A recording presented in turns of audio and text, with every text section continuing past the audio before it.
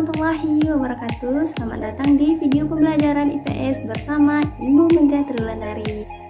Nah, anak-anak ibu semua, bagaimana kabarnya hari ini? Semoga kita selalu berada di dalam lindungannya dan dijauhi dari berbagai malapetaka dan mara bahaya.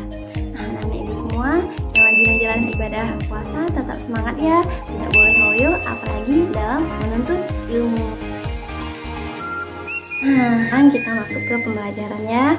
Minggu lalu kita telah belajar mengenai jalur masuknya Islam ke Indonesia. Ya, coba anak-anak ibu sebutkan apa saja jalur penyebarannya. Benar sekali, jalur penyebarannya ada 3. Dan ini menurut teori sejarah, teori Persia dan teori Arabia. Benar sekali. Ya, bagi yang lupa silahkan dibuka lagi bukunya, buku paket atau boleh di searching materi-materi minggu lalu, dan boleh juga diputar video pembelajaran yang telah ibu kirim ke email kalian masing-masing. Nah, anak-anak ibu, sekarang kita akan belajar mengenai apa saja saluran penyebaran dan apa saja pengaruh penyebaran Islam ke Indonesia. Nah, tujuan pembelajaran kita silahkan dilihat di tampilan gambar di samping. Nah, anak-anak ibu telah mengetahui apa tujuan pembelajaran kita hari ini. Kita akan membahas terlebih dahulu mengenai saluran penyebaran Islam di Indonesia.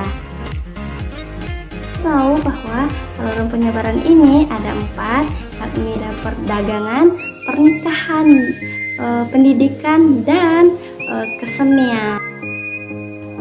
Kita akan mengupas terlebih dahulu mengenai perdagangan. Nah, ibu semua, minggu lalu kita telah membahas bahwasanya jalur penyebaran Islam itu ada 3, ada Gujarat, Persia, dan Arabia.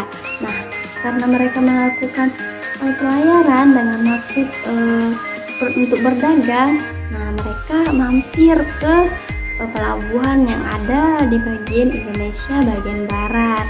Nah, disitulah terjadi interaksi mereka berdagang, menawarkan dagangannya, dan saling berinteraksi. Orang pendatang atau orang Islam ini menawarkan dagangannya ke Indonesia, ke masyarakat Indonesia, dan masyarakat ini juga menawarkan dagangannya. Nah, terjalinlah hubungan atau hubungan yang harmonis antara pendatang dengan masyarakat pribumi. Nah, karena sudah terjalin hubungan, mereka tidak langsung berlayar lagi setelah karena dagangnya telah habis. Mereka tidak langsung berlayar lagi. Mereka menetap untuk sementara waktu dan selalu berinteraksi hingga hubungan mereka terus semakin erat dengan pribumi. Nah, karena semakin erat dan mereka membuat pemukiman di daerah pelabuhan tersebut. Nah, itulah terjalin hubungan yang harmonis, saling mengenal, hingga mereka masyarakat sana juga menikah dengan pendatang karena telah adanya kepercayaan dan hubungan yang erat. Nah, mereka melangsungkan pernikahan. Nah, orang Islam atau orang pendatang itu mengisyaratkan bahwasanya jikalau menikah dengan mereka para masyarakat pribumi ini atau pasangannya harus memeluk agama Islam. Nah, disitulah adanya dakwah atau mempengaruhi masyarakat untuk beralih atau menganut agama Islam. Nah, kita masuk ke poin yang ketiga, yakni saluran pendidikan. Anak-anak ibu semua, kita mengetahui bahwasanya ulama-ulama dan guru-guru terdahulu mendirikan lembaga-lembaga pendidikan berbasis Islam seperti surau, ayah, dan pondok pesantren. Nah, para ulama dan guru-guru kita terdahulu mendidik para santrinya mengenai ajaran Islam. Dan setelah selesai, para santri diperbolehkan pulang ke kampung halamannya untuk mensosialisasikan dan menyebarkan ajaran-ajaran Islam yang telah mereka pelajari di pondok pesantren tersebut. Poin yang keempat, yakni saluran kesenian. Nah, penyebaran Islam juga dilakukan melalui pertunjukan seni, seperti pertunjukan seni wayang kulit yang kita tahu bahwasanya Sunan Kalijaga atau digemari oleh rakyat karena pertunjukan karena menjadi dalam pertunjukan seni yang sangat memuaskan atau sangat hebat gitu dalam memainkan wayang kulit. Sunan Kalijaga sendiri memasukkan nilai-nilai Islam ke dalam pertunjukan tersebut. Nah, sekarang ini pada zaman kita juga dilakukan modifikasi dari penyebaran Islam tersebut, seperti viralnya lirik lagu Aisyah istri Rasulullah. Itu merupakan contoh dari penyebaran Islam melalui kesenian. Setelah penjelasan dari materi mengenai saluran-saluran penyebaran Islam di Indonesia, kita masuk ke bagian materi yang kedua, yakni pengaruh Islam pada masyarakat Indonesia.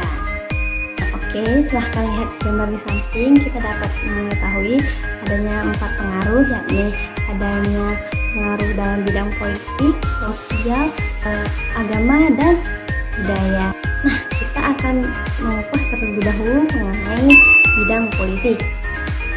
Nah, Ibu, pada masa sebelum Islam datang, ini masa Hindu Buddha, sistem pemerintahan itu berbentuk kerajaan. Nah, karena adanya Islam datang, maka dari sistem kerajaan berubah menjadi sistem kesultanan. Nah, di mana nilai-nilai Islam itu ditanamkan di dalam sistem pemerintahan kesultanan, ditanamkan nilai-nilai tersebut dan diterapkan pada kegiatan pemerintahan, seperti misalnya tidak adanya lagi atau dihapuskannya kegiatan pungli atau pungutan liar, yang seperti pungutan pajak yang sangat tinggi pada masa sebelum Islam datang. Nah, karena adanya perubahan yang mungkin signifikan atau perubahan yang sangat berbeda antara kebijakan sebelum Islam ada dan setelah Islam ada, maka rakyat-rakyat kecil tersentuh hatinya dan juga menganut Islam secara tidak dipaksa. Kita masuk ke poin yang kedua, yakni dalam bidang sosial. Nah, pada zaman sebelum Islam datang atau pada masa Hindu Buddha dikenal adanya sistem perkastaan. Ini ada kasta Waisa, Sudra, dan 4 kasta tersebut yang telah kita pelajari minggu sebelumnya. Nah, di dalam Islam sendiri tidak adanya perkastaan itu, sehingga orang atau masyarakat pribumi lebih logo atau lebih berlapang dada menerima Islam. Nah, ada ahli yang mengatakan Islam itu ada 3 golongan. Ini ada kiai, abangan, dan santri. Itu merupakan bentuk penghargaan, bukan bentuk perkastaan atau stratifikasi. Itu bentuk lebih ke bentuk penghargaan, kita menghargai guru atau orang-orang yang berilmu. Nah, itulah perbedaan antara Islam dan ajaran-ajaran yang sebelumnya, sehingga menyebabkan Islam lebih mudah diterima. Nah, kita masuk ke bagian yang ketiga, yakni bidang agama. Nah, ini tentu Islam mempengaruhi agama masyarakat di Indonesia. Nah, karena Islam itu tidak memaksa, Islam itu indah, maka masyarakat pribumi dengan senang hati menerima ajaran Islam. Dan meskipun demikian, masih juga terdapat di Indonesia sendiri berbagai macam agama lainnya seperti Hindu, Buddha, agama nenek moyang seperti animisme, dinamisme dan lain sebagainya masih ada di Indonesia. Tetapi di Indonesia sendiri lebih sebagian besar masyarakatnya menganut agama Islam. Nah, itu kita masuk ke bagian 4, yakni bidang budaya. Kita tadi telah membahas atau mengupas mengenai tentang kesenian di saluran masuknya Islam. Nah, itu merupakan salah satu bentuk budaya. Nah, kesenian itu merupakan unsur dari budaya. Nah, kita contohkan di bagian lain, yakni pada bangunan, dimana silahkan lihat gambar di samping. Ini namanya atap tumpeng. Nah, dimana atap ini mirip dengan candi yang ada di Jawa Timur. Nah, ini kan perbedaannya, silahkan lihat.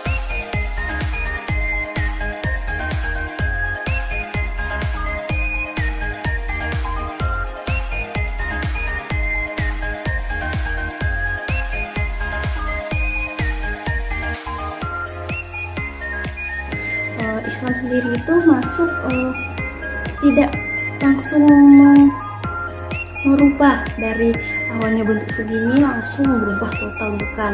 Islam memodifikasi atau melakukan akulturasi budaya. Nah, seperti ini yang awalnya candi ini diserap dan dimodif menjadi atap masjid.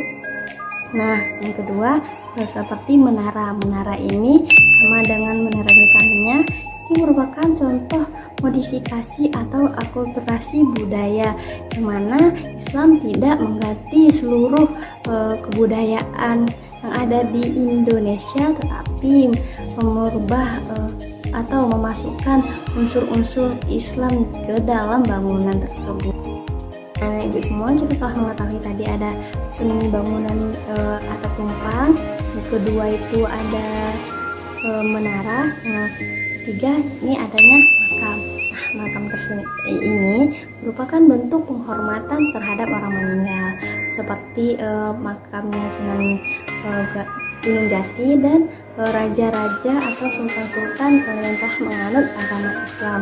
Nah, pemakaman ini sendiri menunjukkan kesinambungan antara tradisi orang-orang terdahulu yang menghormati roh nenek moyang mereka dengan ajaran Islam. Nah, itulah mengapa orang pribumi lebih cenderung memilih agama Islam karena adanya kesamaan budaya.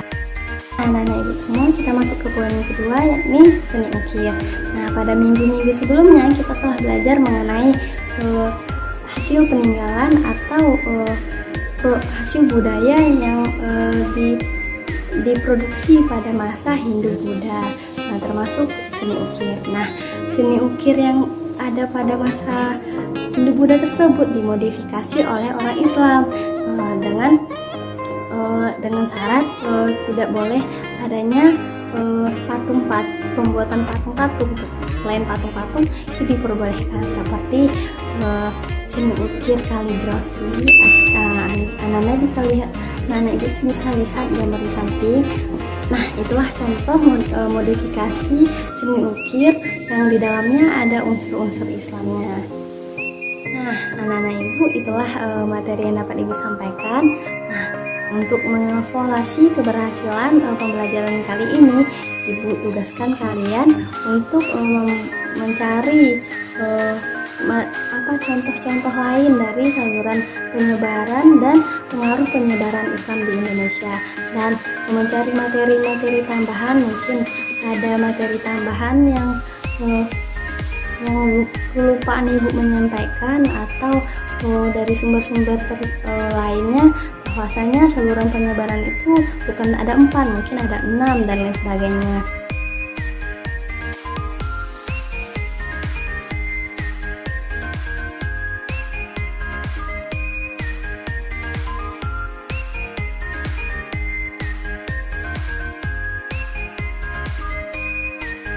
Sebelum Ibu tutup pembelajaran kali ini, Ibu tidak bosan-bosannya mengingatkan kepada kita semua untuk tetap menjaga kebersihan dan kesehatan diri. Nah, juga melakukan dan menyemarakkan gerakan stay at home dan physical distancing untuk mencegah atau memutus rantai virus corona ini. Nah, semoga kita terhindar dari berbagai malapetaka dan mara bahaya. Nah, akhirul kata, Ibu tutup video ini. Wabillahi taufiq wal hidayah. Wassalamualaikum warahmatullahi wabarakatuh. Sampai jumpa di video selanjutnya. Bye.